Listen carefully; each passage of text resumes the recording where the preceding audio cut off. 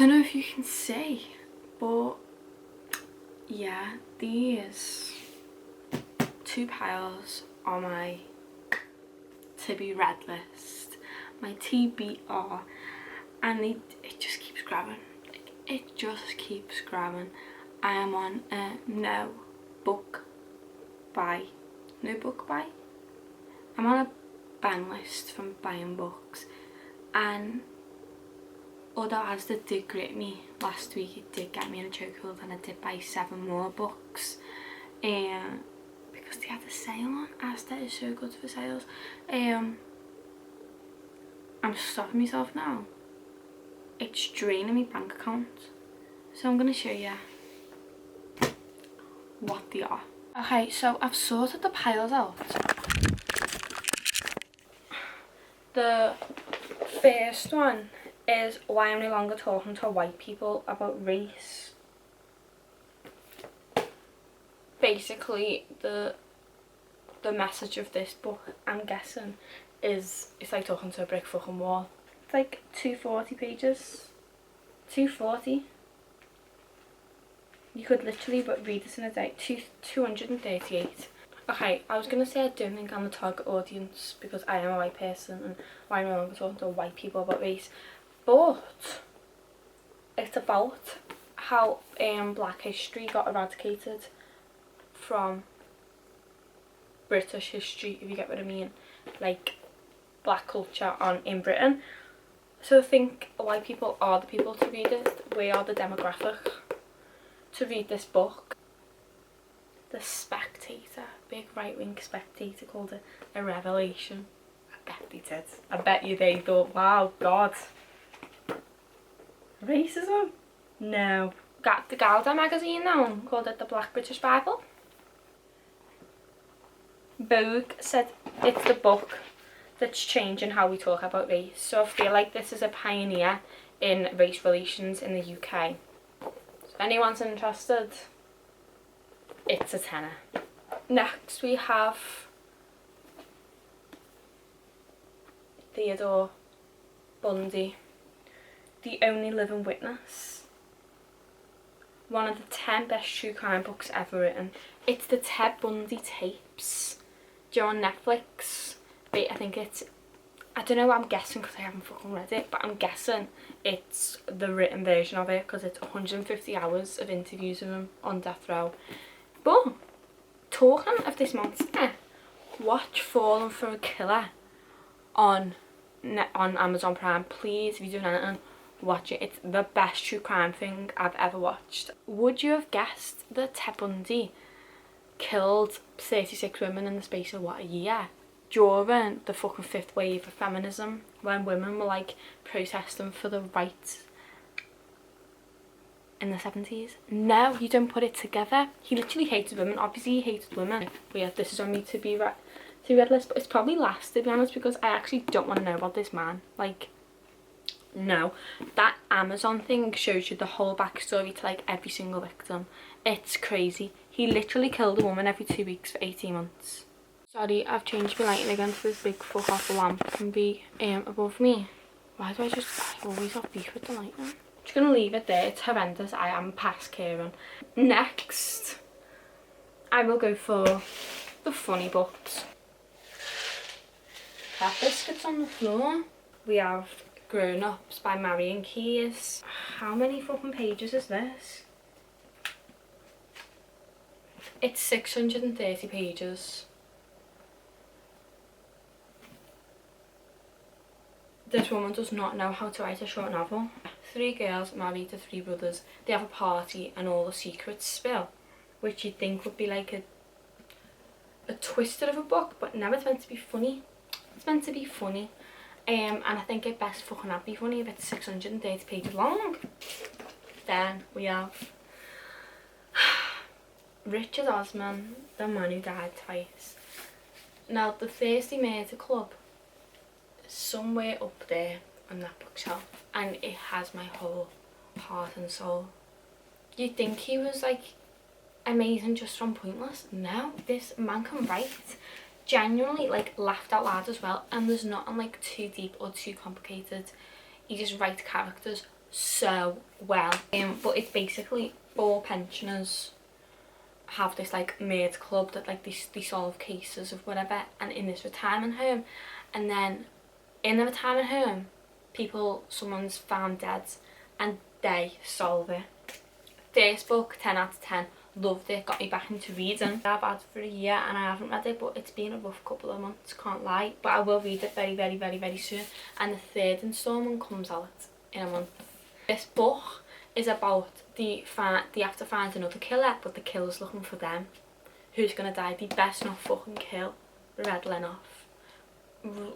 Len, Elizabeth, the other one, slow one, Joyce, is it? Joyce and Abraham. I love them so much. He's like, I'm not even lying. It's literally like, I want to say 12 o'clock, midnight. And there's just been a flash outside the house. There's no thunder. What is that flash? Not my business.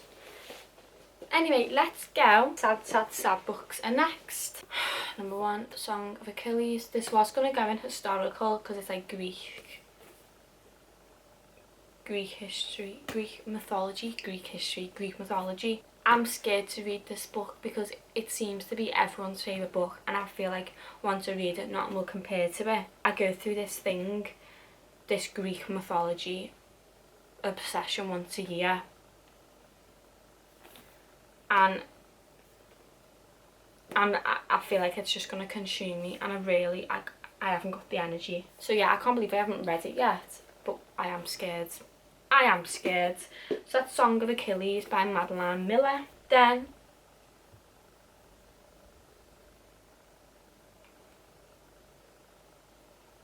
did you just say that rumble? Oh my god. Next we have The Invisible Life of Addie LaRue. Everyone that's read this just says how heartbreaking it is. It's devastation. And I'm one of them types of people. I love books that just, they get me in a bad sad mood for about a week after. I love them types of books, so I feel like I will love this. I don't know if she makes a deal or not. I don't know if I even got that right. I don't think she does. Invisible Life of Addie LaRue. Addie is invisible, obviously you can tell by the fucking title. She's invisible and she doesn't want anyone to remember her. And she goes through life 300 years. No one remembers her. Literally no one knows who she is. Everyone forgets her. But one person, Henry. And she's kind of like, how does he remember me and no one else does? Does she make a deal? Because it mentions the devil. Yes, it does. I didn't even read the top paragraph. She makes a deal with the devil, basically. She gets to live forever, but she's remembered by no one. And then 300 years later, this man called Henry walks in, remembers her, and she's thinking, how do you remember me? This wasn't part of the deal, but the devil's playing tricks on her, because now the devil is going to make them remember each other and put them in each other's lives. And then obviously ruin it, and that's why it's sad. It makes sense now. It actually makes sense. The devil never plays fair. They have to face the consequences. Don't make a deal with the devil. Rule number 1. Literally rule number 1. Ugh, I don't know. It's getting me angry already what Addie and Henry are going to go through. But look at this. Look at this. Can you see it? Olivia Blake. Can you see this? Can you? Well, everyone on TikTok that said that like Addie LaRue was one of the saddest books they've ever read said this is sadder. What this author does is she releases books and independently, like by herself, publishes them, and then a wave of people buy them. So then it gets picked up by a publishing company, but then the publishing company are like, hang on, we want to get our own cover, we want to publish this in our publishing house. So then they have to hold publication for literally months and months and months. Now no one can get this book. But my sister, I asked for it for my birthday. My sister got me in April, and I literally think I'll hold it start of May. So this is a collectible. This is profit. This is worth $1. The one line in this book says, it is perilously wonderful to suffer so sweetly with you. And a love story, yeah, because it sounds so happy, doesn't it? Suffer so sweetly with you. I'm dreading it. It's another book I'm dreading to read. Next we have the deep books. I mean deep, and of course Sally Rooney is on it twice. Deep because it probably makes you feel things, not like devastation like them, but still it makes you feel something. Where the Crawdads Sing. I did not know this author, Delia Owens, was problematic when I bought it a year and a half ago.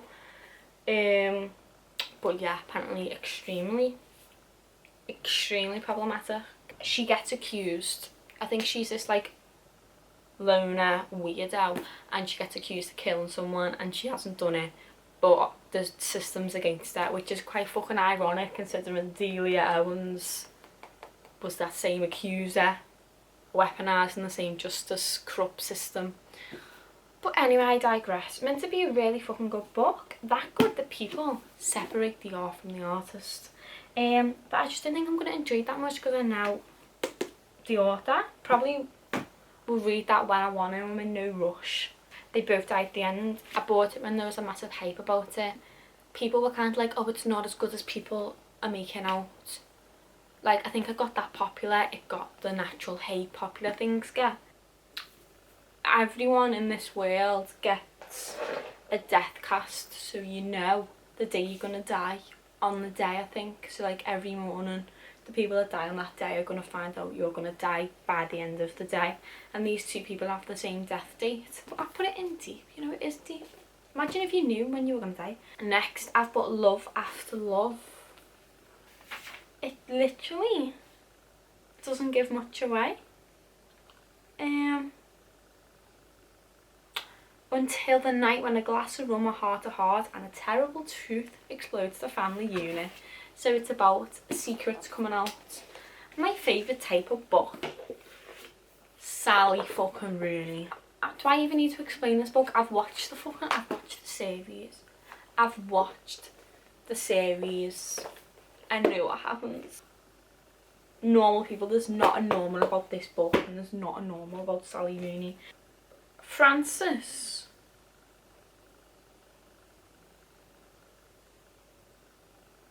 As a best friend who used to be a girlfriend, they're interviewed by a girl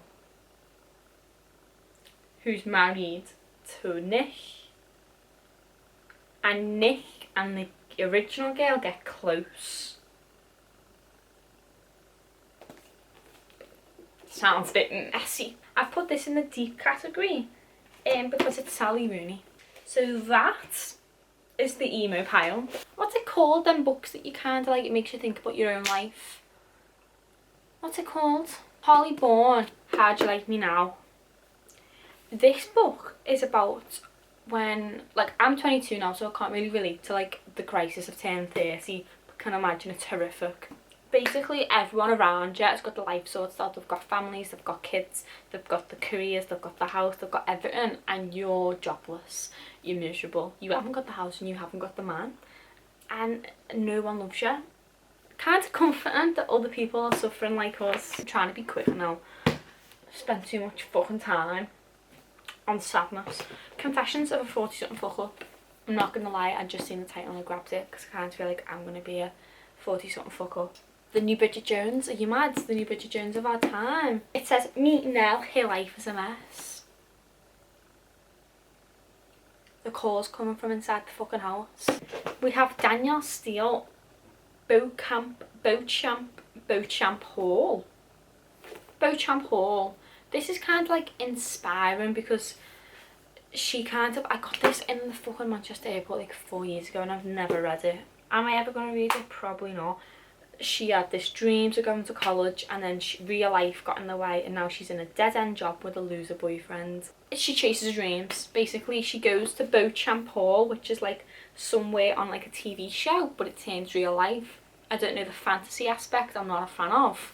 And she's probably gonna fuck the boyfriend off that makes her miserable, and I'm all for that. Then we have Marianne again. Marianne Keyes, The Break. Basically, this book I got in Asda as well for literally £4. You're joking? It's like 700 pages. What's her name? Amy is with Hugh. They have a family, they have kids, they have a life together. Hugh then says, hang on Amy, I'm gonna go backpacking around Asia for 6 months because I need a break from you. And she's like, a break? And he's like, yeah, not a break up. You know, season 3 Ross and Rachel. Not a break up, just a break. And it's kind of like her journey through them 6 months while he's fucking living life in the Fifi Islands. She's thinking, well, if he's unhappy in this marriage, I must be unhappy. Do I even need him? And hopefully she fucks you off, because I think he's a bit of a knobhead, to be honest. When he returns, he's not fucking coming back. But it's about Amy's journey, and I love Amy because of Gone Girl. It's an iconic name. So yeah. Fuck you. Let's go for romance. We've got 2 Beth O'Leary books, and we've got 2 Taylor Jenkins Reid books. Taylor, the love of my life. Flatshare and Road Trip. The Road Trip Addie, again, must be a popular fucking name. She's going to a mutual friend's wedding. She's going to a friend's wedding. She has to drive 400 miles to rural Scotland. A car crashes into someone. What car? Her ex-boyfriend. He's going to the same fucking wedding. His car's writ off. He needs to jump in her car. So now they've got this big long road trip. And obviously it's messy. But I feel like it's not messy in the love after love messy. It doesn't seem that deep or serious, the road trip. It's like, look, joyful and uplifting. It seems like a battle of laughs. The flat share. This is what I can't really get my head around.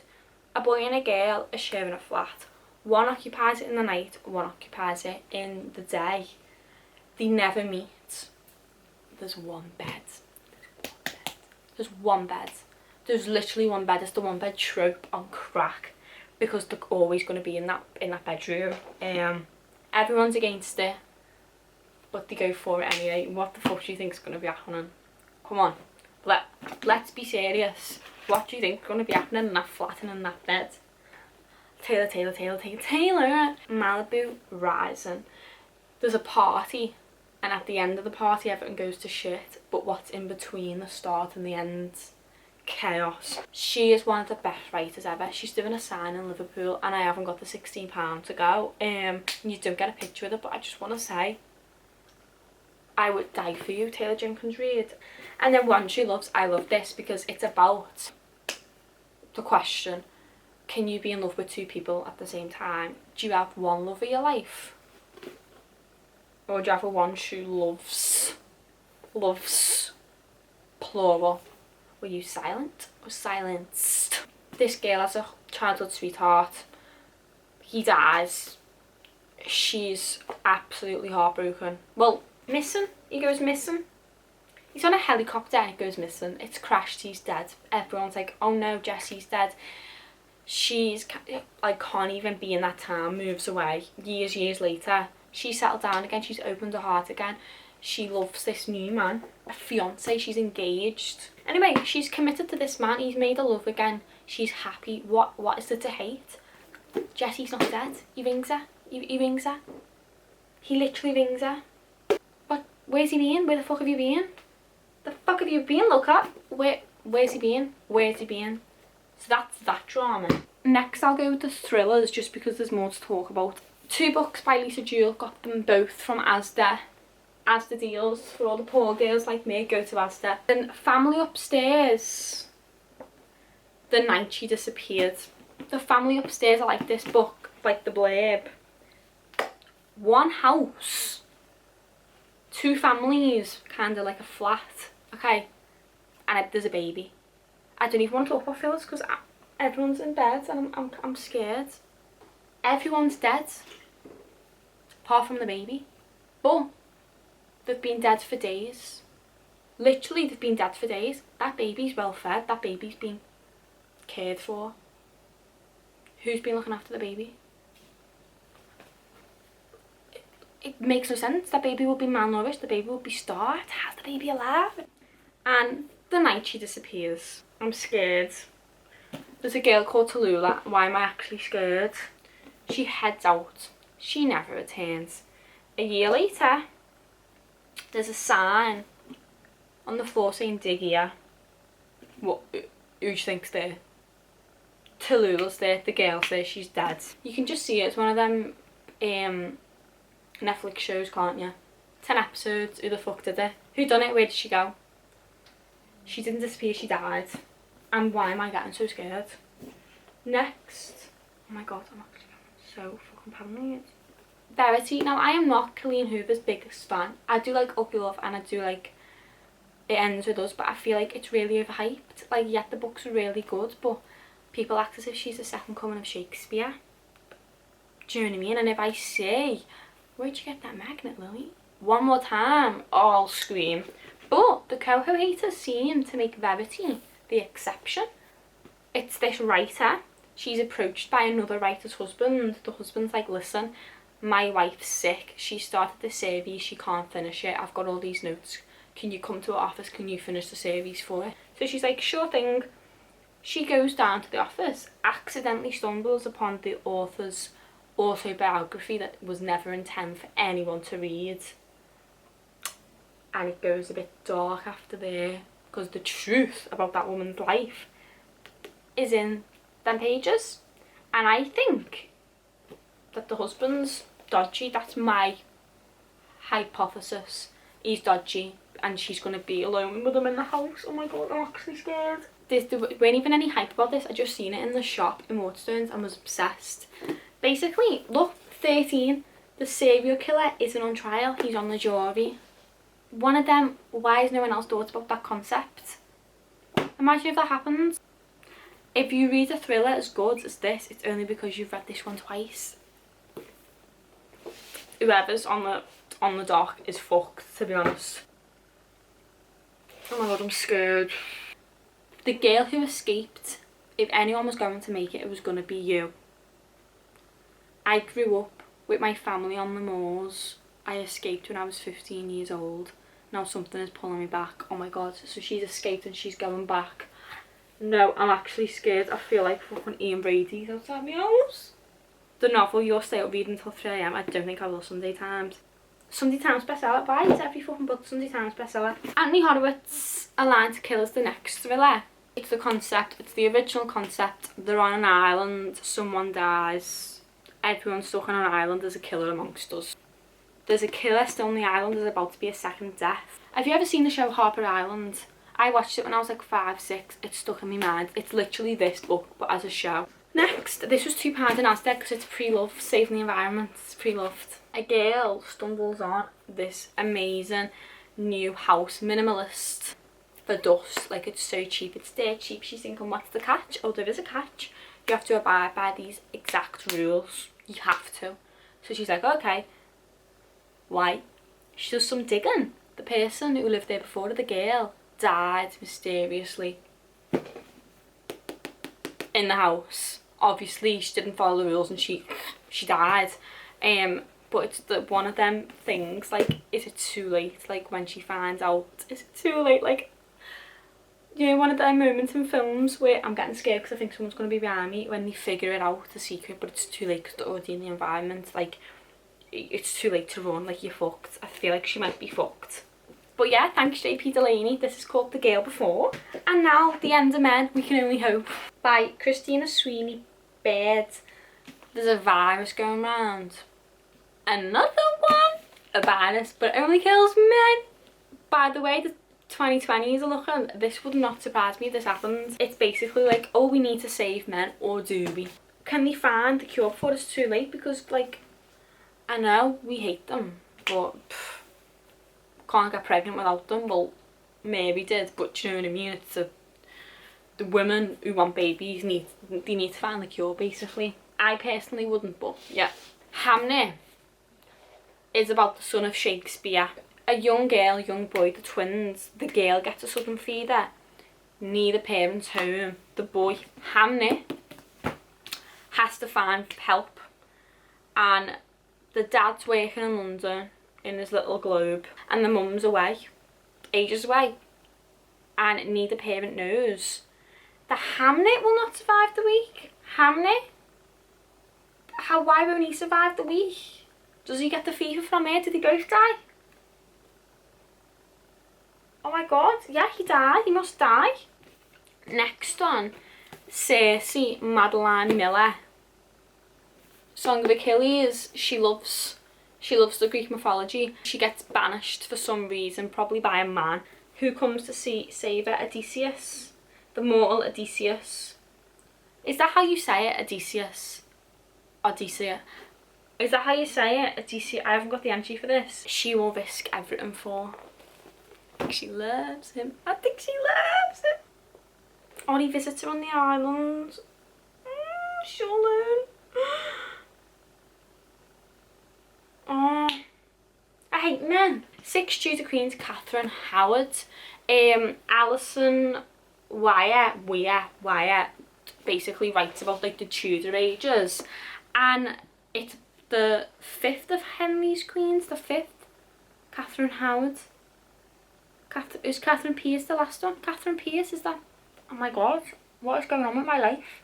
Is that a name? Catherine Pierce? Who's the last one? Catherine Parr. Pierce? Parr? I feel like Catherine Parr. Who's Catherine Pierce? Is that from Vampire Diaries? Catherine Pierce? Katerina Petrova?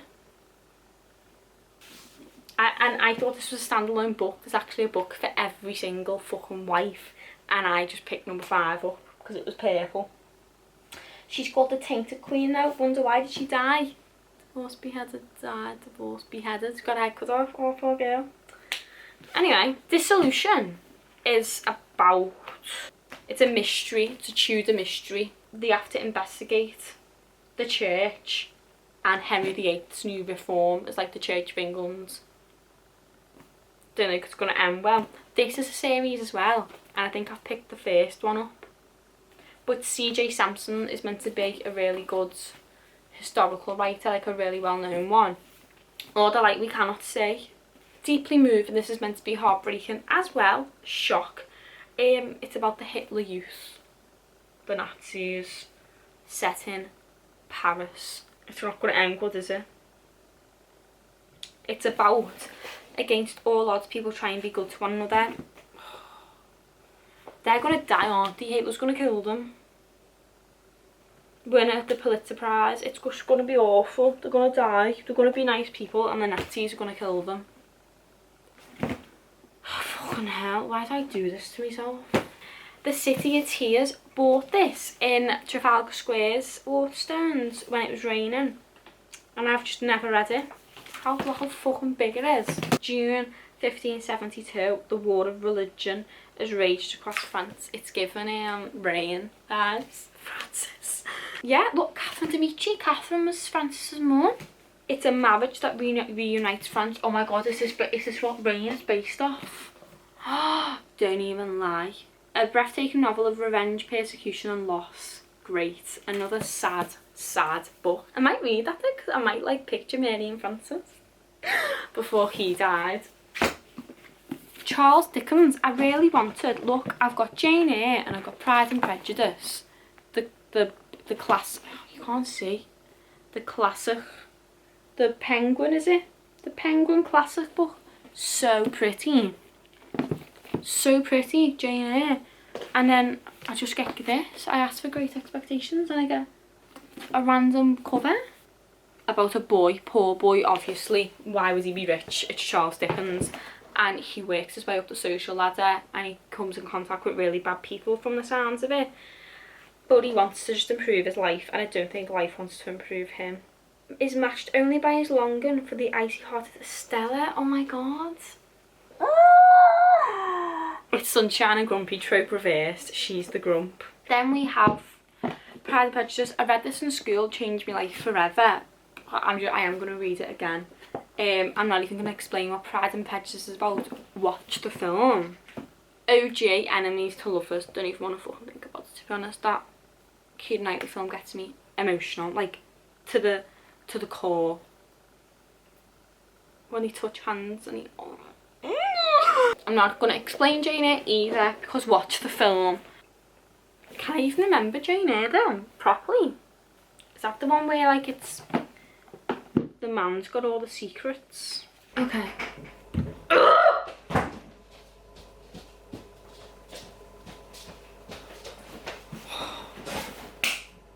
Imagine my shock when I'm editing this video and I find not one, not two, not 3 or 4 or 5 or 6 or 7, but 8 books just chilling. I forgot the number. I actually forgot the amount of books that was on this book haul, but whatever it was, I'd 8 to it because it did look suspiciously small. It did.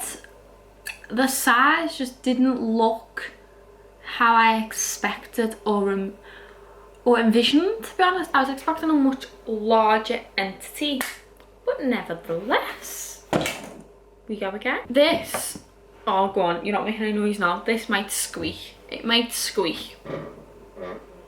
Like that, just a heads up. Lily King, Writers and Lovers. I did try and read this, but then I just stopped before it got interesting. So it's kind of, I might pick it up. You know what my problem with books is? I love slow burns, but I hate boring slow burns. But the books that are slow burns are normally boring because it's slow. There's a build up, but I haven't got the time or patience for build ups. And I'm my own worst enemy. This is about a girl called Casey. Her mum's died and she's just broken up with a partner. Happy as ever. She's a failing writer. Everyone else's life is going amazing. Her friends are getting married, her friends have got jobs, and she's just a big fat failure. Until she gets into a love triangle. 2 men come into Casey's life and she doesn't know which one to go with. There's Silas, which is the kind, handsome and interested one. I feel like interested's a good word to use because, you know, people can be kind and handsome, they might not be interested in you. He is interested. But then she meets Oscar, the older, fascinating and troubled one. Now, I know everyone, including myself, will go for the older, fascinating and troubled one. Why does Marianne Keyes reviews everything? Every single book has got Marianne Keyes on it. Why? You know what? You can say what you want about Colleen Hoover. Her stories are never boring. They are actually never boring. It's called November 9th. And it's set on November 9th in every year. So like the story picks up from November 9th every year. Don't know if that's the truth. I haven't read it. That's what sold me on it. Because what is that interesting? Why is November 9th that interesting? Why that date? That loads of shit happens on November 9th. You tell me, I don't know. But that was the premise of the book. Fallon meets Ben, an aspiring novelist, the day of their scheduled cross-country move. So they spend one last day together. And he writes a book about it. They continue to meet on the same day every year. That's why it's called November 9th. So it's just set on November 9th. Would the female Nicholas Sparks be the female Nicholas Sparks if her books were happy? No, they wouldn't. Obviously trauma, trauma, trauma. Now, I'm going to say something that's quite unpopular, which is I don't like Lauren Asher books. I read Throttled, but I hated them. I genuinely hate it. It was like reading a Wattpad book. I weren't impressed. But did that stop me from getting another Lauren Asher book, just a different series? No, of course it didn't. It's like, it is the Wattpad trope, and you know what, some people love it because it's like, it's that far-fetched, it's an escape from reality. I don't like it because it's not realistic. Like, she works in Disneyland and the new sexy heir to the Disneyland fucking name is a new boss, and they hate each other but they slowly fall in love, and they're the exact same age, they fancy each other. No, she drunkenly suggests that they need to change the most expensive ride, the one they spent the most money on, and he doesn't like it, but she thinks he's gonna fire her because he doesn't like her anyway, and he actually gives her a dream job. Catch, she has to work with him, close proximity, enemies to lovers all in one. But people, this is why I don't get people on TikTok rave about this series. I don't get it. I want to like it, I just don't. My Wattpad days were over when I was 15. Clearly other people's aren't. The Twisted series by Anna Huang. Anna Huang. Huang. Huang. Which is one, which is two. Wait, so Twisted loves the first one. Twisted Games is the second one, quite bigger, and Twisted hates the third one. I do know the fourth one has just come out, but I got these months ago. I just do what I do best, have a breakdown, buy a book, and never pick it up again. He's had a bad past, a tragic upbringing, so he's cold-hearted, aka any fucking man ever. These books all focus on a certain trope, so this one is his best friend's sister. So that's Alex and Ava. They're neighbours. Twisted Games is the bodyguard. She falls in love with a bodyguard. She's a princess. And her brother abdicates. Of course he abdicates. So she's obviously inherited the throne. And she has to have a political marriage to save the crown. But she wants to be with a bodyguard. A soon-to-be doctor, okay, Grey's Anatomy. Oh, she's soon-to-be barrister. So there's no really trope there. Oh, there is. Her best friend's brother, again. Couldn't she have switched it up a bit? He puts the suffer and insufferable. Love that. Okay, so, Such a Quiet Place. Quiet neighbourhood. This girl, Ruby, gets done for the murder of someone, but gets released after a mistrial. So she got framed for murdering 2 people. She returns and no one wanted her, but she's been freed by mistrial. So she didn't kill them, someone in the community in the neighbourhood did. Then she starts getting threats, so there's clearly a killer on the loose. It's a cover up basically. She's getting vengeance. God, I sound like fucking Batman, Robert Pattinson. I don't know how to say this woman's name. Is it Mary? That looks like a Gaelic spelling. Mary McFarlane. I love her. I love her. If I could hug her, I would. I love her. I've only read one of the book by her. What was it called? Don't Forget About Me. Loved it. Love her. She's just funny. She's so funny. She's like the female version of Richard Osman. I feel like she's just funny. This is Mad About You, and Marianne Keyes, again, she is on every fucking book. A dream house share seems like the perfect place to hide, but an unlikely housemate Cal is no stranger to running away himself and also hiding secrets of her own. Can these two take a crazy risk, face the past, and finally find a reason to stay? I'm not gonna lie, if I didn't know this author already and I read that synopsis in the back, I wouldn't pick it up. I'd be like, alright, boring. But because her first book was so funny, I'm gonna take a chance on it. And it's like so real, like so realistic. Like when you read the books, you can be like, yeah, that would happen. Like none of this shit fucking inheriting Disneyland. No, it's like real life. Anyway, there are the 8 books. There's another one. No, there's another one. There's another one. There's another one. Fucking, how do I just lose?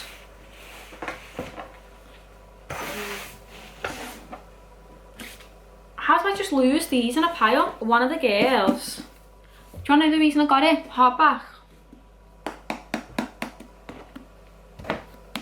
Half price.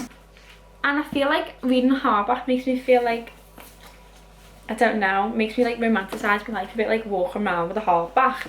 It's just like main character energy. Okay. The front page, the cover says, one of the girls, one is a liar, one is a stranger, who is a killer. Someone dies. The synopsis, we were dying for a holiday. 6 of us arrived on a Greek island. We craved beaches and blood orange sunsets, ready to lose ourselves. Friends kill each other. Who is it? Who done it? That, my friends, is the 60 odds. Is it 60? 40? I don't know, lost count.